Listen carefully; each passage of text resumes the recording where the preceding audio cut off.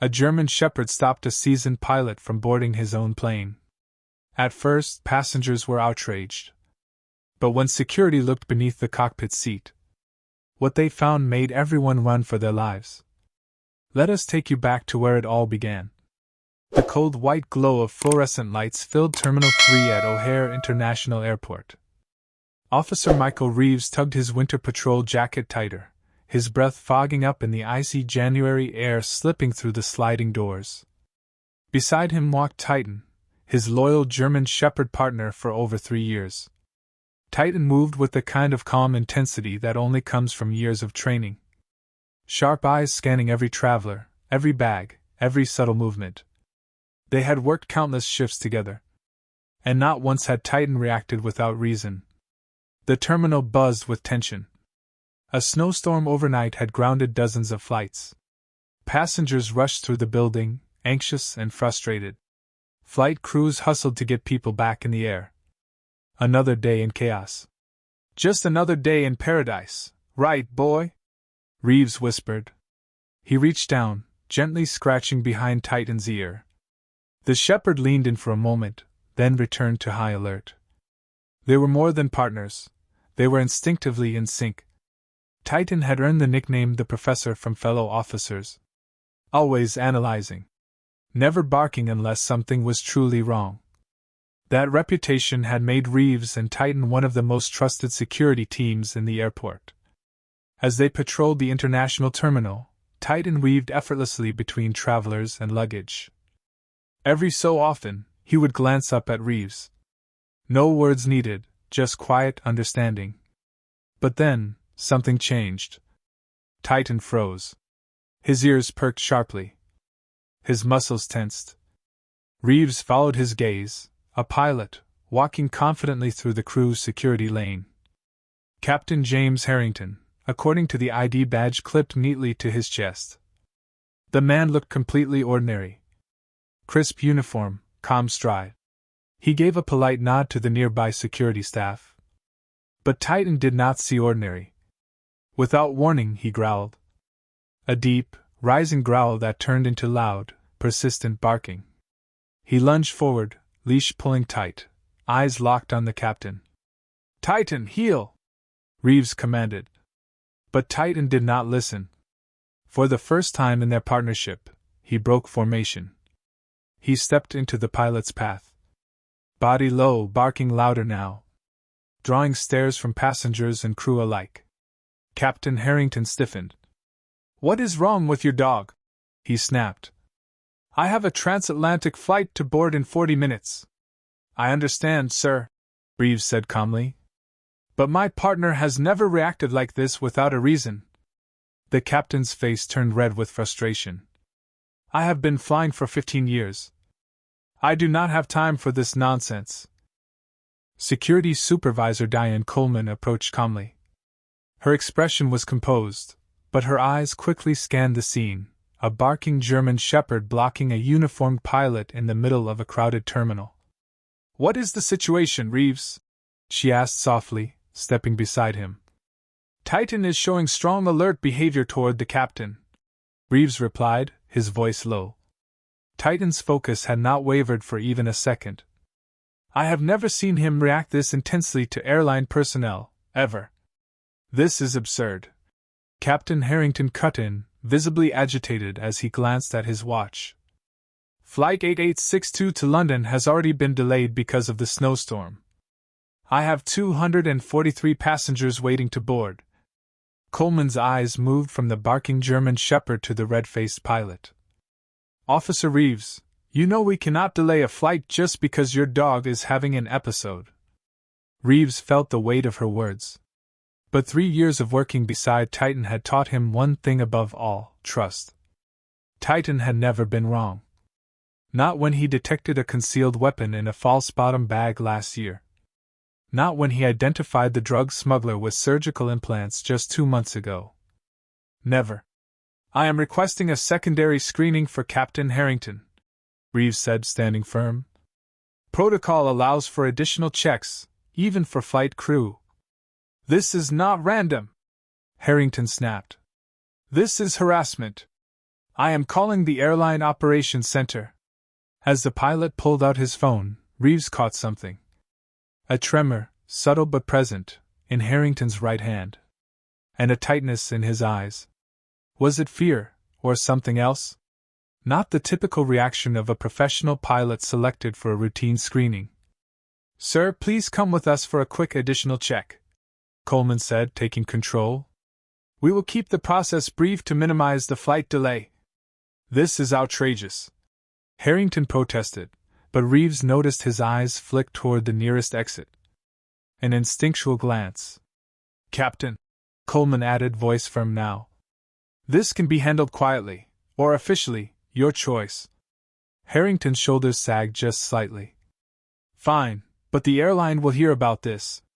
As they began to escort him toward the private screening room, Reeves leaned closer to Titan, now slightly calmer but still alert. Good boy, he whispered. I trust you. Over his shoulder, Reeves saw the departure board still flashing. Flight 8862, delayed. Was he risking his career? Or preventing something far worse? The private screening room was stark and silent. White walls, a metal table, 4 chairs. And the buzz of overhead fluorescent lights casting no warmth. Titan remained seated by the door. Still, observant. Waiting. TSA Officer Marcus Wong entered methodically, clipboard in hand. Let us begin, he said. He examined Harrington's documents carefully. Everything appears in order, Wong announced a few minutes later. Captain James Harrington, 15 years with American Airlines, all certifications current, no flags in the system.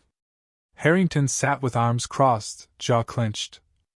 As I said, now can I please report to my aircraft? The flight plan has been filed, and we are burning fuel on the tarmac. Reeves said nothing. He just watched, waited. Wong opened the flight bag next. Item by item appeared. A flight manual. Navigation charts. A spare set of epaulets. Reading glasses. An energy bar. A travel-sized toiletry kit. Nothing suspicious. Sir, would you mind removing your jacket? Wong asked, maintaining a calm, professional tone. With a sigh, Harrington complied. He peeled off his uniform jacket and placed it on the table with a sharp motion. This is beyond procedure, even for a random screening. Wong reached forward, carefully inspecting each seam, each pocket. Wong moved with steady hands, checking each pocket, every seam of the pilot's uniform. Reeves kept one eye on Titan. The German shepherd had not blinked, had not shifted. His stare remained locked on Captain Harrington, like a hawk tracking something unseen. Coleman stepped back into the room, her radio still clipped to her shoulder. Operations is standing by. They are positioning a backup pilot, just in case. But they need a final decision within 15 minutes. Pressure weighed down the room like a heavy curtain. Reeves could feel it pressing in. Despite his unshakable trust in Titan, the lack of evidence was gnawing at him. Then Harrington spoke, his voice softer now. Look. I get it. You are just doing your job. He offered a faint, almost apologetic smile. Maybe your dog picked up on my cat. I gave her medication this morning before heading out. Maybe it left a trace. It was a reasonable explanation. K9s were known to react to animal scents. And certain medications shared chemical similarities with restricted compounds. Wong stepped back from the table. Everything checks out, he said. Coleman exhaled, relief creeping into her voice. I think we can clear Captain Harrington. We will note the incident. But then... Titan barked, sharp, urgent, louder than before. He rose to his feet like a soldier receiving a command. This was not persistence. This was escalation.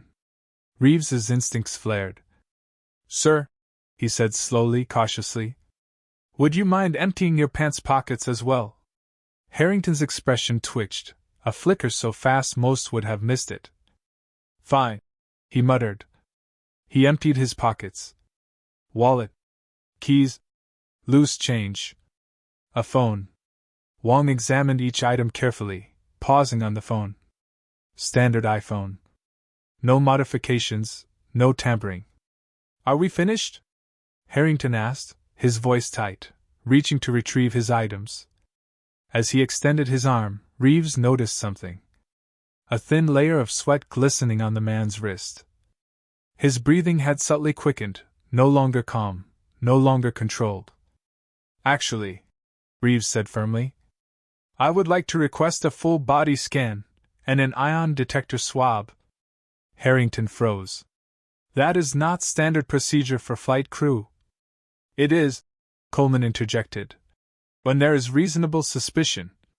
Her tone had shifted now, no longer doubtful. She had seen the change too.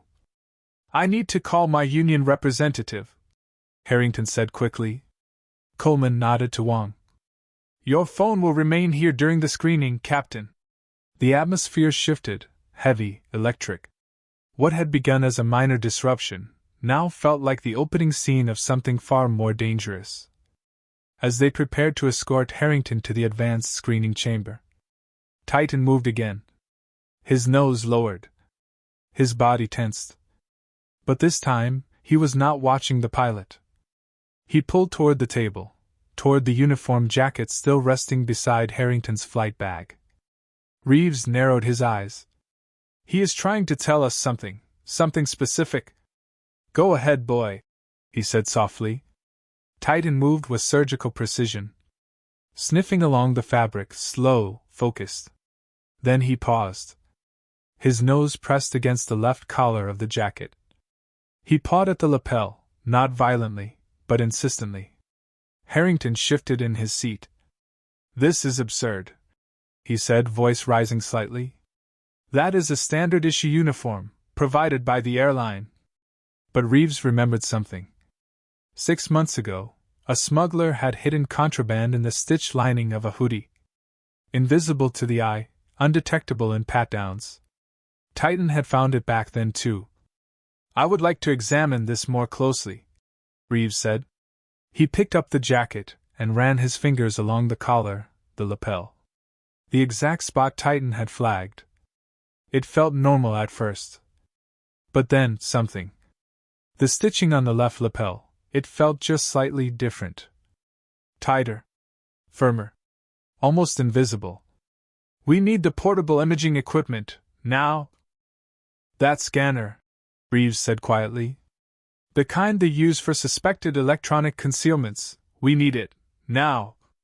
Harrington's face flushed with disbelief. You are tearing apart my uniform because of a dog's behavior? He snapped. This jacket is custom-tailored, worth over $3,000. Coleman hesitated for a moment, then gave the order.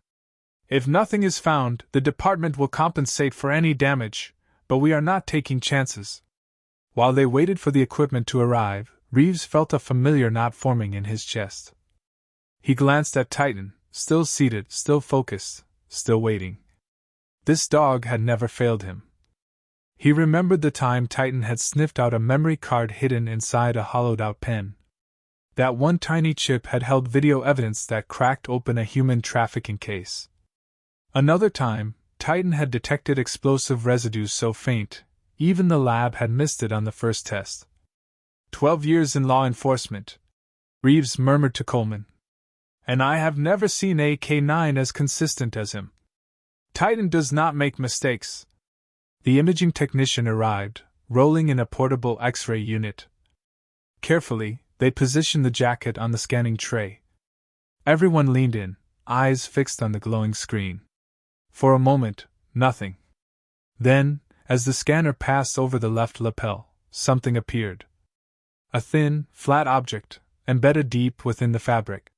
Barely visible, nearly invisible to the naked eye. What is that? Coleman asked, leaning closer.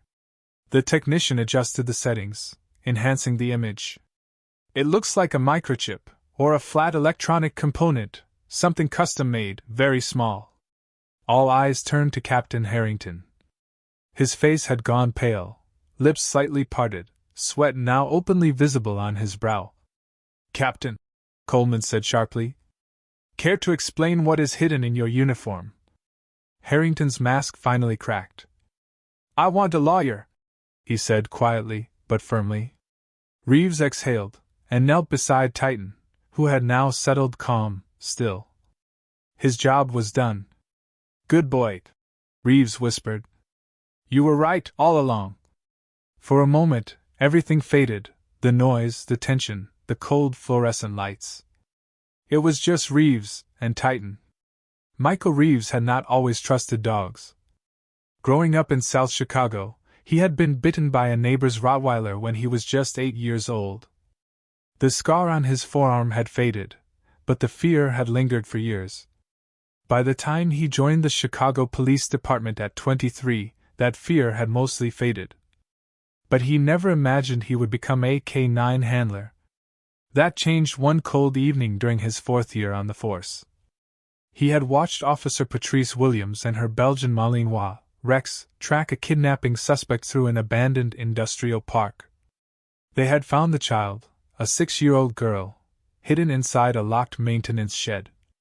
The precision, the bond, the silent understanding between handler and dog.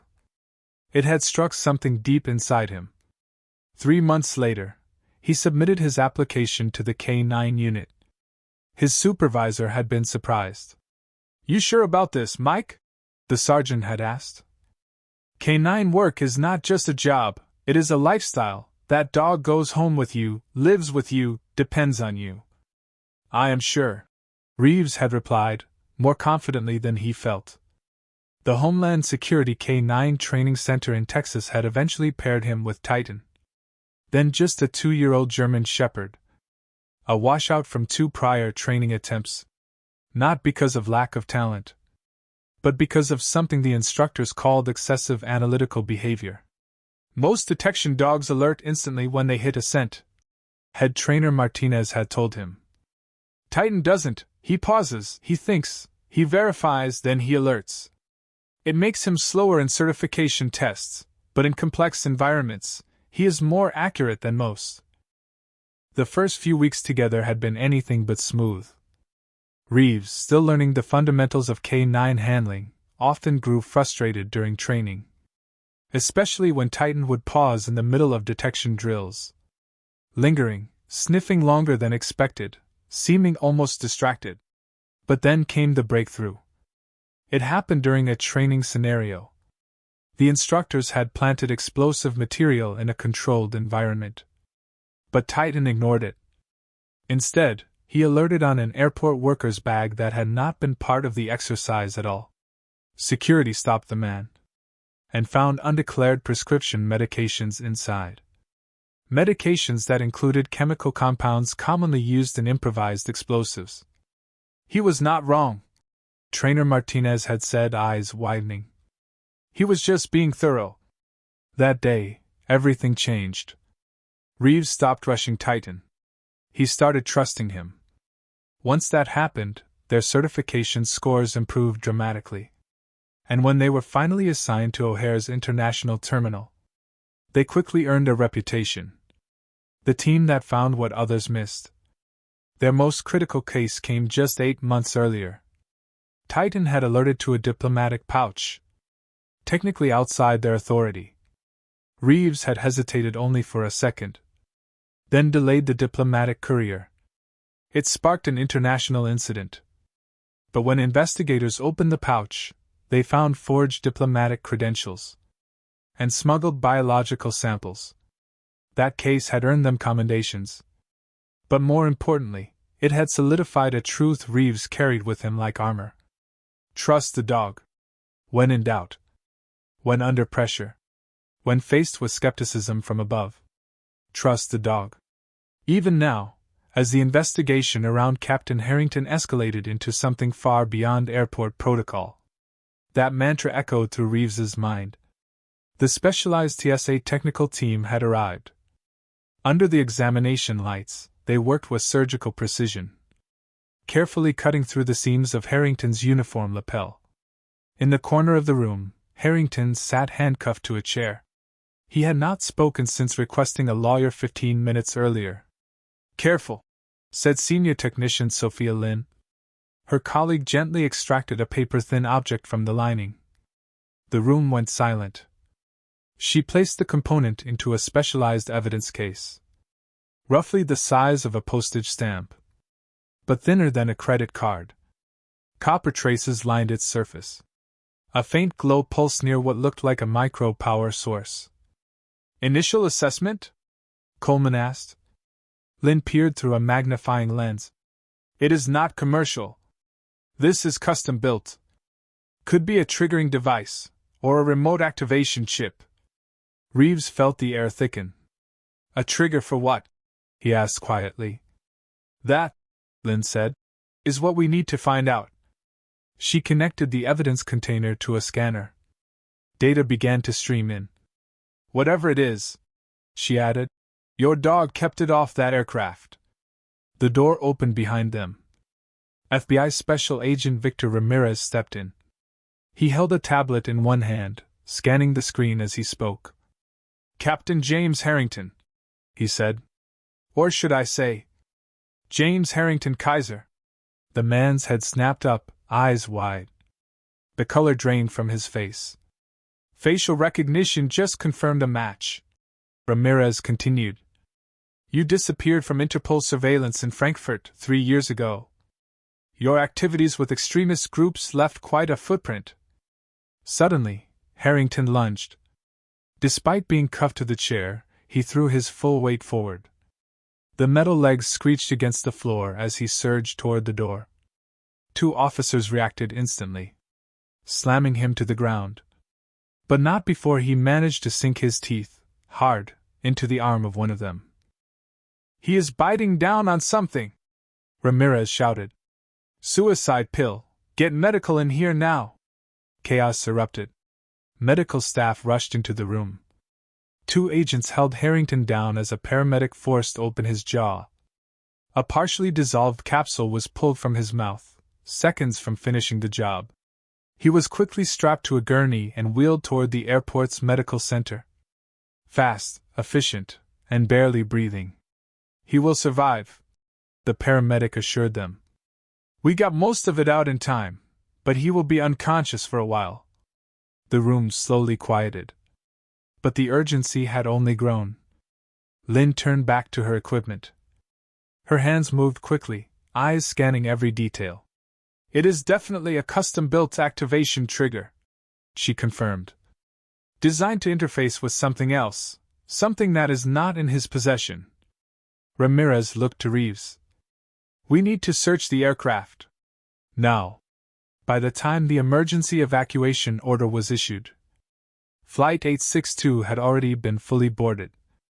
Passengers filed out onto the snowy tarmac, wrapped in coats and confusion. Mothers clutching children, businessmen glancing at watches. Every face painted with frustration and fear. The Specialized Explosive Detection Unit boarded the plane, a Boeing 777, beginning a full sweep. Titan led the line, working alongside bomb-sniffing dogs. But this time, his movements were slower, deeper, deliberate. Every corner, every compartment. One section at a time. Then, in the co-pilot's seat, Titan paused. He lowered his head, sniffed once, then again. And barked once. The cushion was carefully removed, revealing nothing unusual at first glance. But hidden inside the seat's mechanical adjustment system was something far worse. A second electronic device. This one, larger, more advanced. Wired into the seat frame, with components wrapped in a casing designed to look like standard hardware. The technician's face paled. "Confirmed, remote-triggered explosive device," he said, stepping back. "Low metal content, very sophisticated, would not have been picked up by routine security scans." Reeves swallowed hard. "How bad?" The technician hesitated, then answered quietly. "If it had detonated midair, it would have breached the cockpit floor, damaged core flight systems." He looked down at the device. "Catastrophic." A moment later, Ramirez's phone rang. He stepped aside, answered briefly, then turned to the team.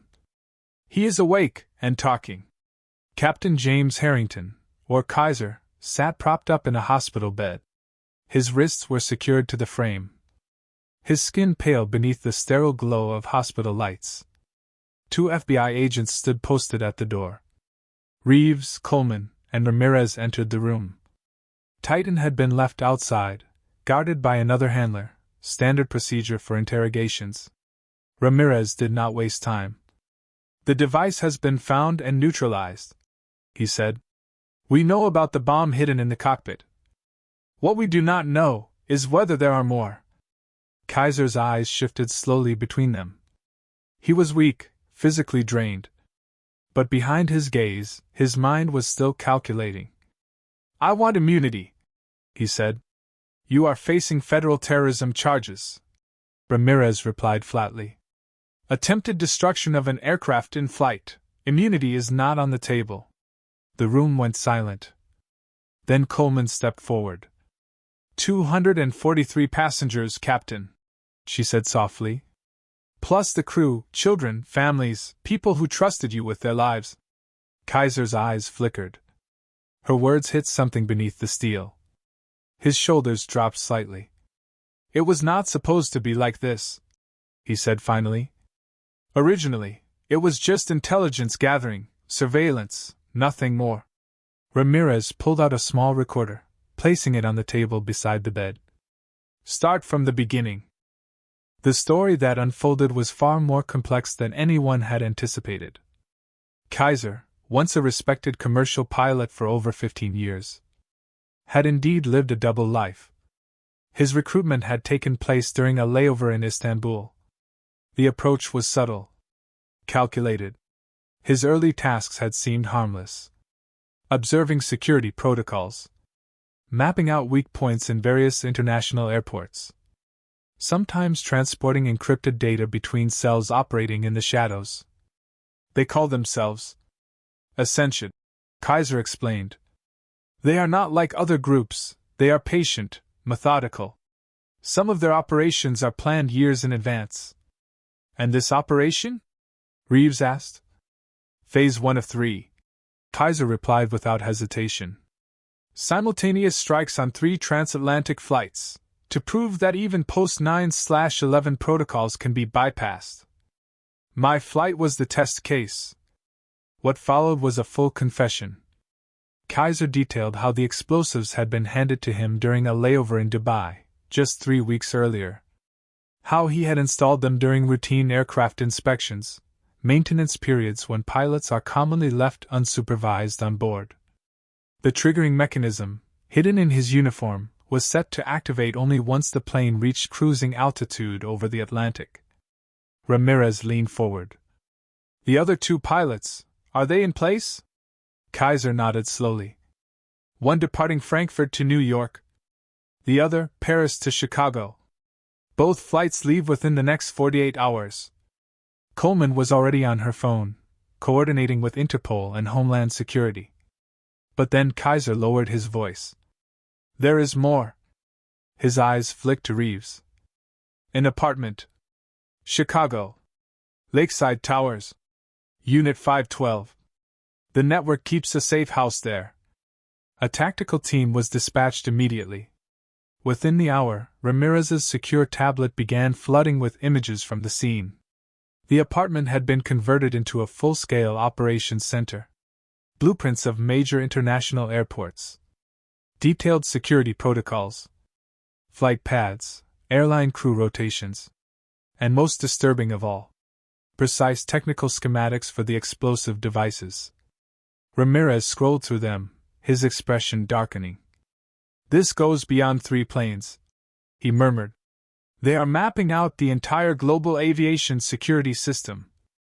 Kaiser nodded grimly. "The attacks were just a demonstration. The real target is the infrastructure itself. They want to expose every flaw and use it systematically." "Names," Ramirez said firmly. "We need names now." Kaiser gave them what he could. But the network was structured like a chain of shadows.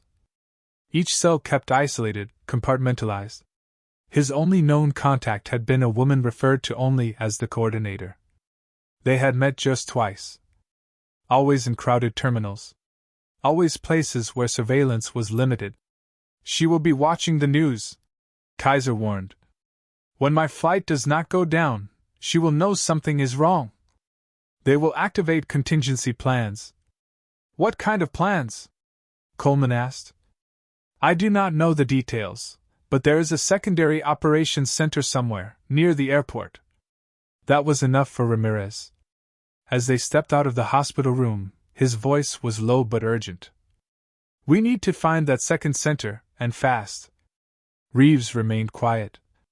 But his thoughts turned to Titan. The shepherd had sensed something no one else could. Even now, Kaiser himself admitted. The device was not supposed to be detectable. I do not understand, he had said earlier. These components were tested against K9 units in 3 different countries. Nothing should have triggered. Yet Titan had. Reeves had only offered a quiet smile in return. Then either my dog is incredibly lucky, or he is better than anything they trained against. Kaiser had said nothing more. But the look in his eyes told them everything. Titan had outsmarted the system, again. I know someone who can help, Reeves said quietly, eyes drifting toward the exit. Titan waited just beyond the glass. Posture alert, body still. Despite the hours that had passed since their morning patrol had turned into something far greater. Snow was falling heavily now, thick flakes swirling in the cold wind. Inside the airport maintenance area, the tactical team gathered, breath fogging in the freezing air. Reeves checked Titan's vest again, the ballistic padding snug around his ribs. Then fastened the special booties, designed to protect his paws from glass, debris, and chemical hazards. Tactical overview. Commander Wilson began, tapping the airport blueprint on a tablet. The maintenance sector has 5 separate buildings. Based on Kaiser's intel and triangulated data from known contacts, we believe Building C is our most likely target. Ramirez nodded. Our suspect, the woman known as the coordinator, likely does not know we have Kaiser in custody. But she will grow suspicious when that flight does not go down. Which means, Coleman added, we may be walking into a cleanup, evidence destruction in progress. Reeves knelt beside Titan. You ready, boy? Titan gave a soft huff, muscles tensed, eyes alert. That was all Reeves needed. The team approached in silence. 3 tactical squads moved in, each from a different direction. Reeves and Titan were with the main entry group. As they neared Building C, a nondescript concrete structure tucked near runway electrical systems, Titan's behavior shifted. His steps slowed. Nose dropped to the ground. Movements sharp, focused. He has something, Reeves whispered into his radio. The team took position. On my mark, Commander Wilson said. 3, 2, 1, breach. The door crashed open, boots thudding against concrete, weapons ready. The front office looked ordinary. Maintenance logs, metal shelves, electrical manuals neatly filed. But Titan was not interested in any of it. He pulled sharply toward a door marked electrical access only. His urgency was unmistakable.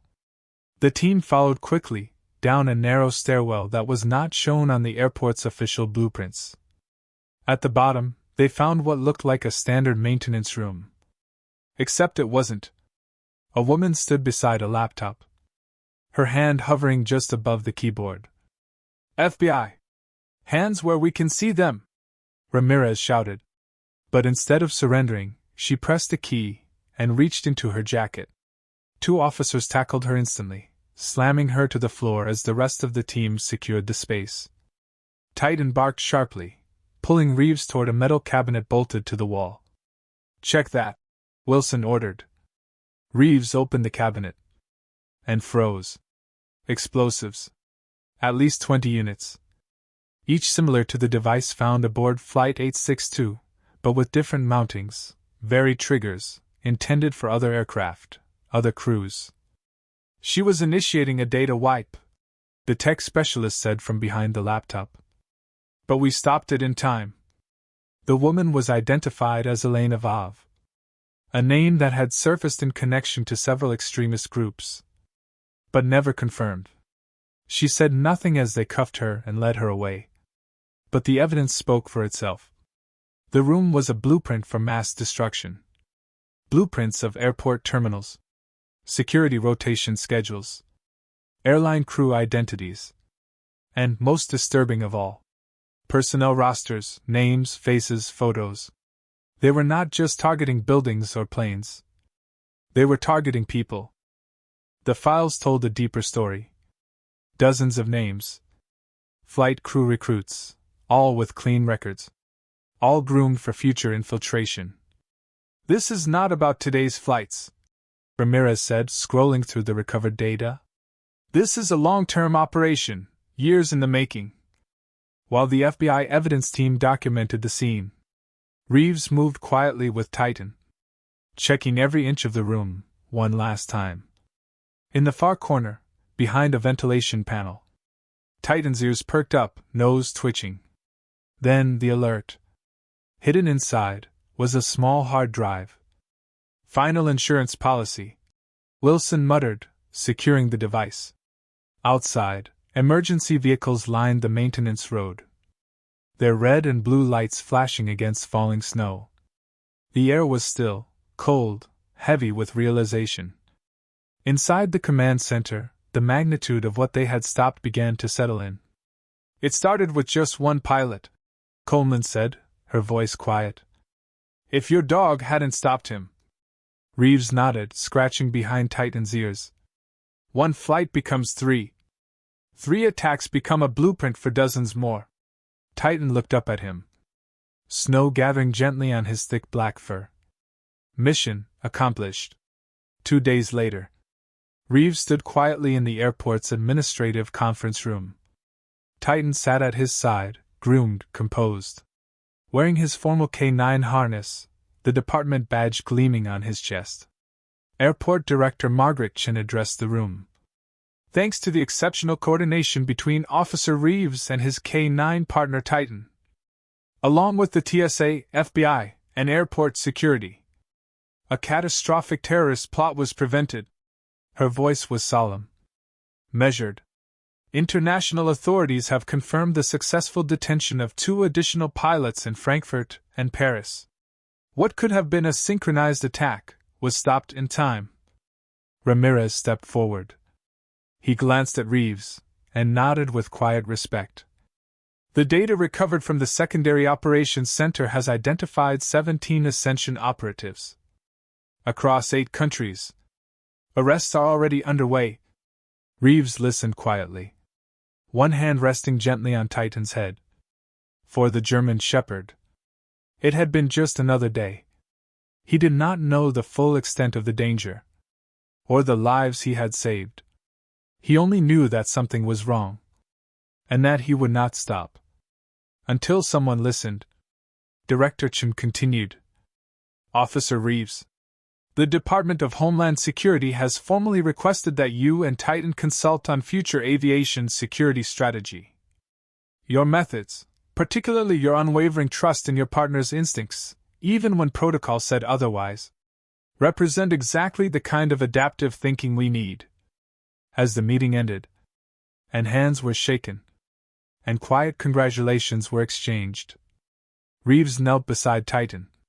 He pressed his forehead softly against the shepherd's.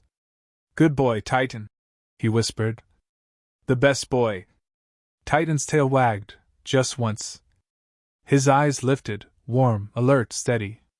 Then his ears twitched, and he looked forward, already thinking about the next patrol, the next threat, the next life he might save, before anyone even realized it needed saving.